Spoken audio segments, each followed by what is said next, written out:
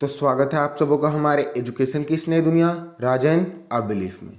आज के इस वीडियो में हम लोग GS brain booster mock test 3 को डिस्कस करने वाले हैं, क्योंकि इससे पहले हम लोगों ने मॉक टेस्ट 1 और 2 को सॉल्व कर रखा है। बस आप लोगों को क्या करना है कि अंत में वीडियो के आप कितने अंक को प्राप्त करते हैं इस वीडियो के प्रश्नों से, उसे आप कमेंट सेक्शन में जरूर लिखें और अगले बार यानी कि अगले मॉक टेस्ट में उसे सुधारने का प्रयास करें। अगर आपको लगे कि हमारे जीएस के अंकों में सुधार की जरूरत है तो चलिए शुरू करते हैं। आज का हमारा पहला प्रश्न, किस मुगल बादशाह को जिंदा पीर कहा जाता है?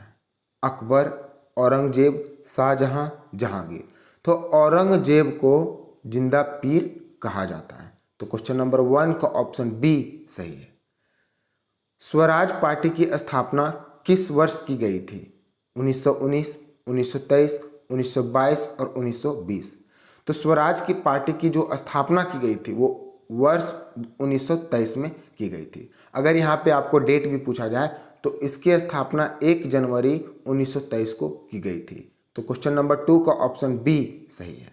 नेक्स्ट क्वेश्चन, जम्मू और कश्मीर के संविधान कब लागू किया गया था? 26 जनवरी 1950, 26 जनवरी 1952, 26 जनवरी 1965, 26 जनवरी 1957। तो जम्मू और कश्मीर में संविधान जो है वो 26 जनवरी 1957 को लागू किया गया था। आप देख सकते हैं कि हमारे देश भारत में, संपूर्ण भारत में 26 जनवरी 1950 को लागू किया गया था क्या? संविधान। लेकिन वही अगर जम्मू कश्मीर की बात करें तो वहाँ पर जो है वो हमारे देश का संविधान 26 जनवरी 1957 को लागू किया गया था। तो क्वेश्चन नंबर 3 का ऑप्शन डी सही है। निम्नलिखित में से कौन सा देश सार्क का सदस्य नहीं है? भारत, म्यांमार, मालदीव, भूटान। तो इनमें से जो है वो ऑप्शन में म्यांमार एक ऐसा देश है वो सार्क का सदस्य देश नहीं है। तो क्वेश्चन नंबर 4 का ऑप्शन बी सही है। यहाँ पे आपको सार्क की स्थापना वर्ष भी पूछ सकता था, तो मैं आपको अगले मॉक टेस्ट में इसे रिलेटेड क्वेश्चंस को दूंगा। भारतीय संविधान के अंतर्गत कितने प्रकार के आपातकाल होते हैं? 3, 8, 5, 6। तो भारतीय संविधान के अंतर्गत कुल 3 प्रकार के आपातकाल होते हैं। कौन कौन से? राष्ट्रीय आपातकाल, राजकीय आपातकाल और वित्तीय आपातकाल, जिसका उल्लेख भारत के संविधान 352 से 360 के बीच किया गया है। नेक्स्ट क्वेश्चन, भूकंप की तीव्रता किससे मापी जाती है? बेरोमीटर, सिस्मोग्राफ, हाइड्रोमीटर और पॉलीग्राफ। तो भूकंप की तीव्रता सिस्मोग्राफ से मापी जाती है। मैं आपको बता दूं कि इससे संबंधित अभी हाल ही में जब एमटीएस के प्रश्न को मैं डिस्कस कर रहा था तो प्रश्न को पूछा गया है। तो देखिए वहां से भी प्रश्न पूछा जाता है, तो इस चीज़ों को ध्यान में रख लीजिए। चलिए क्वेश्चन नंबर 6 का ऑप्शन बी सही है। नेक्स्ट क्वेश्चन, एक स्वस्थ मनुष्य के शरीर का तापमान कितना होता है? 37 degree Celsius, 37 degree Fahrenheit, 42 degree Celsius, 42 degree Fahrenheit. तो एक स्वस्थ मनुष्य के शरीर की तापमान की बात करें तो वो 37 डिग्री सेल्सियस होता है। तो क्वेश्चन नंबर 7 का ऑप्शन ए सही है। नेक्स्ट क्वेश्चन, किस सिख गुरु ने औरंगजेब द्वारा दिए गए इस्लाम स्वीकार करने के आदेश को ठुकरा दिया? गुरु नानक, गुरु अर्जुन, गुरु आनंद और गुरु तेग बहादुर।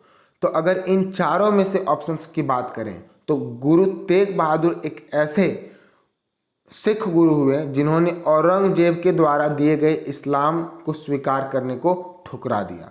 तो क्वेश्चन नंबर 8 का ऑप्शन डी सही है। अभी मैंने औरंगजेब के बारे में आपको कुछ बताया था, वो हमारा क्वेश्चन नंबर 1 था। क्या कहा गया था उसे, क्या कहा जाता है, उसे आप तुरंत कमेंट सेक्शन में लिखें ताकि चीजें रिकॉल होने लगे। नेक्स्ट क्वेश्चन, लेंस की बत्ती में तेल किस कारण से ऊपर उठता है? दाब के अंतर के कारण, कोशिकीय घटना के कारण, तेल की कम श्यानता के कारण और तेल में कार्बोक्सिलिक समूह के कारण। तो लेंस की बत्ती में जो तेल ऊपर की ओर उठता है वो कोशिकीय घटना के कारण होता है। तो क्वेश्चन नंबर 9 का ऑप्शन बी सही है। नेक्स्ट क्वेश्चन, ऋग्वेद में कुल कितने अध्याय हैं?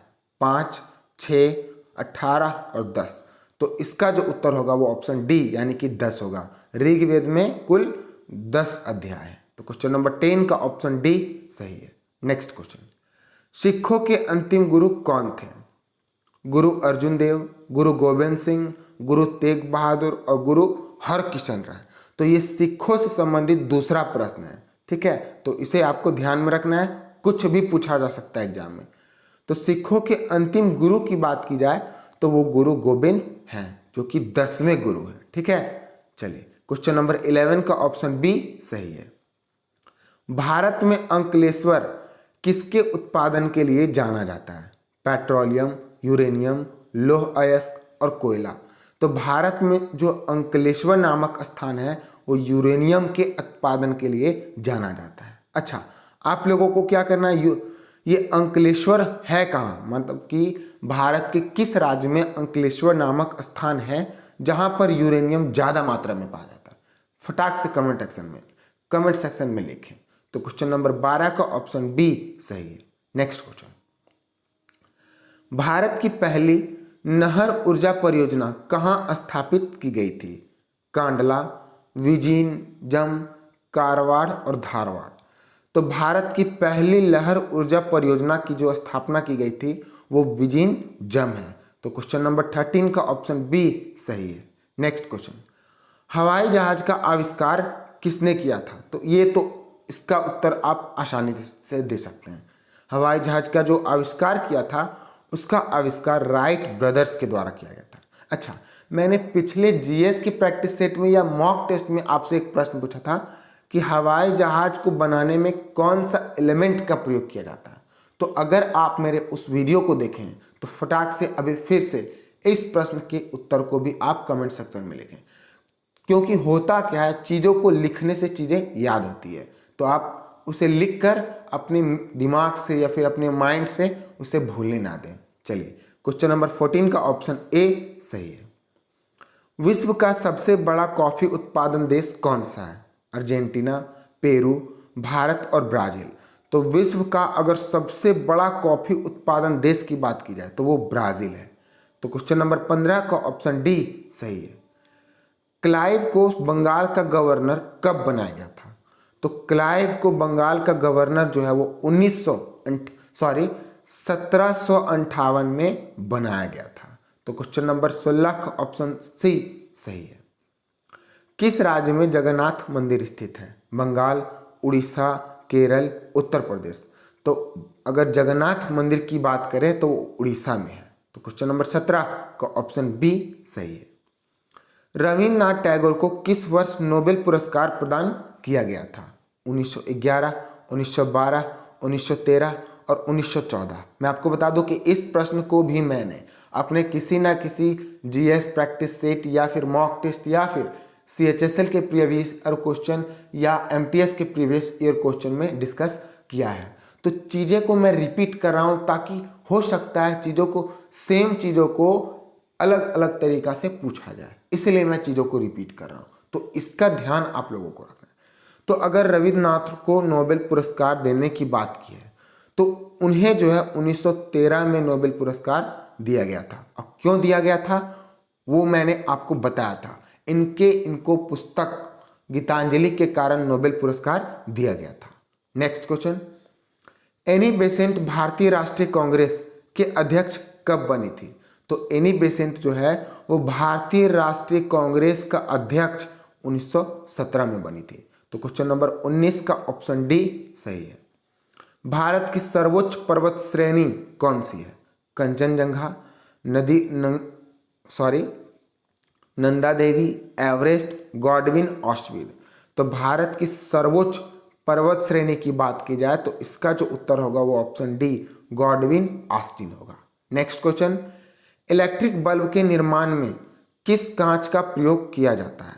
क्राउन कांच, aluminium silicate glass, fibre glass और पायरेक्ट ग्लास।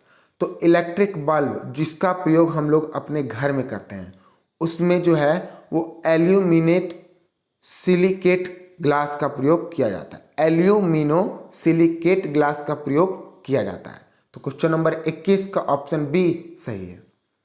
जापान का सबसे छोटा द्वीप कौन सा है? तो जापान का जो है सबसे छोटा द्वीप वो शिकेकू है। अच्छा, अगर इसी प्रश्न को घुमा कर पूछता तो पूछ सकता है कि जापान का सबसे बड़ा द्वीप कौन सा है? तो उसका उत्तर होन्शु होगा। हालांकि इस प्रश्न का उत्तर ऑप्शन बी शिकेकू होगा। नेक्स्ट क्वेश्चन, किस महाद्वीप को महाद्वीपों का महाद्वीप कहा जाता है? तो इसका उत्तर आप आसानी से दे सकते हैं क्योंकि आप उसी महाद्वीप में रहते हैं, और इसका जो उत्तर होगा वो एशिया होगा। एशिया महाद्वीप को महाद्वीपों का महाद्वीप कहा जाता है। तो क्वेश्चन नंबर 24 का ऑप्शन बी सही है। अब इस वीडियो का लास्ट क्वेश्चन, यहाँ पे कुछ क्वेश्चन नंबर 25 होगा। तो कितने वर्षों तक लगातार बाहर रहने पर देश की नागरिकता समाप्त हो जाती है? 3 वर्ष, 5 वर्ष, 6 वर्ष या फिर 7 वर्ष? तो अगर आप हमारे देश भारत या अपने देश भारत से 7 साल लगातार बाहर रहते हैं तो आपकी जो है वो हमारे देश भारत की नागरिकता समाप्त हो जाती है, चाहे वो कोई भी हो। तो इसका ध्यान रखना है। क्वेश्चन नंबर 25 का ऑप्शन डी सही है। यही हमारे वीडियो का लास्ट क्वेश्चन, नहीं कुछ और बच रहे हैं। तो लास्ट क्वेश्चन है, बारदौली सत्याग्रह का नेतृत्व किसने किया था? तो राजेंद्र प्रसाद, विनोबा भावे, वल्लभ भाई पटेल और जमुनालाल बजाज। तो वल्लभ भाई पटेल के द्वारा बारदौली सत्याग्रह का नेतृत्व किया गया था। तो इस प्रश्न का जो है उत्तर ऑप्शन सी सही है। यही हमारे वीडियो का लास्ट क्वेश्चन है। All the best, good luck. लेकिन अंत में आपको बता दूं कि आपको इस प्रश्न को सॉल्व करने से कितने अंक प्राप्त हुए हैं उसे आप कमेंट सेक्शन में जरूर लिखें, ताकि आपको आइडिया लगे कि आप कितने सक्षम हैं जीएस के प्रश्नों को सॉल्व करने में, और उसी अनुसार आप काम करेंगे। चलिए, all the best, good luck.